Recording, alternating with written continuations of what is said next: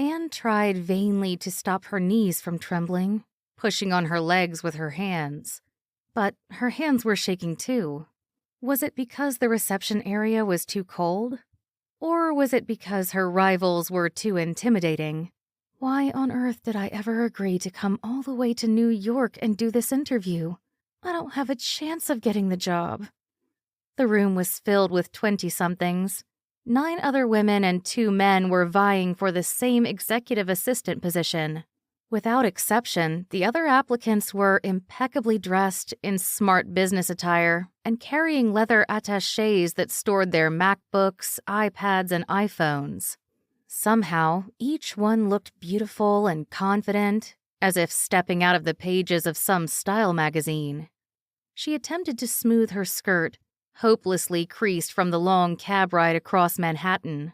Why had she chosen to wear linen, knowing how badly it wrinkled? But she knew the answer. When the recruiter called about an interview in 2 days' time, she'd packed hurriedly, throwing in every skirt she owned, a total of 3.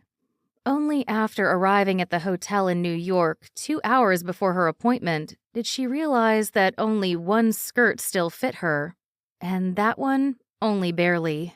For the 15 years since her husband died in an accident with a drunk driver, Anne Best had thrown herself into raising her 2 daughters.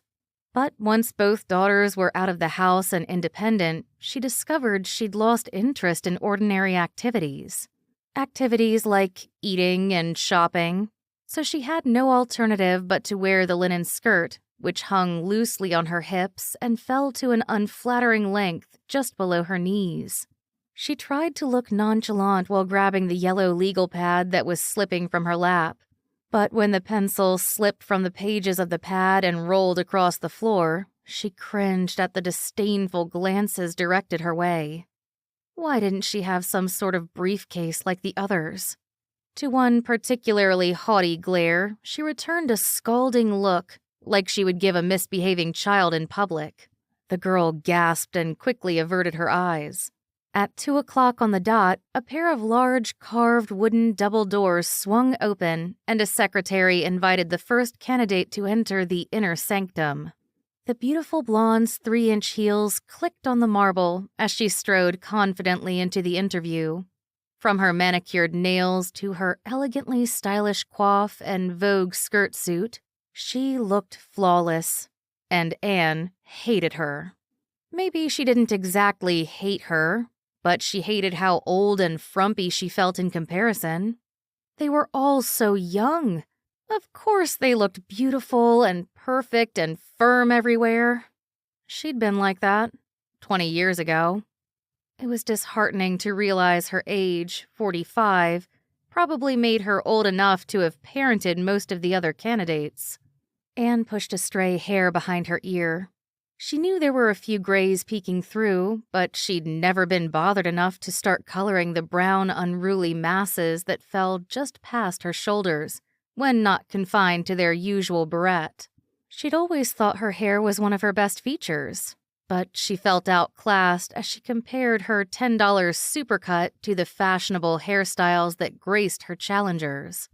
Yet again, she inwardly berated herself for even applying for this job.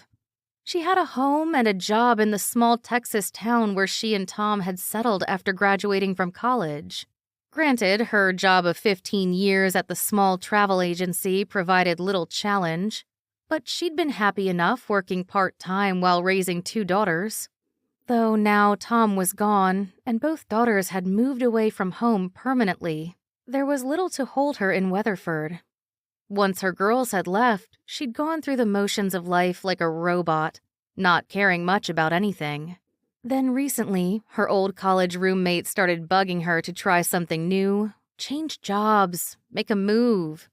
Anne realized she could do something different with her life. And different sounded really good to her. So when the recruiter called at the last minute about this job interview in New York City, she decided she had nothing to lose. In the face of her competitors, however, she determined she'd lost something after all: her courage.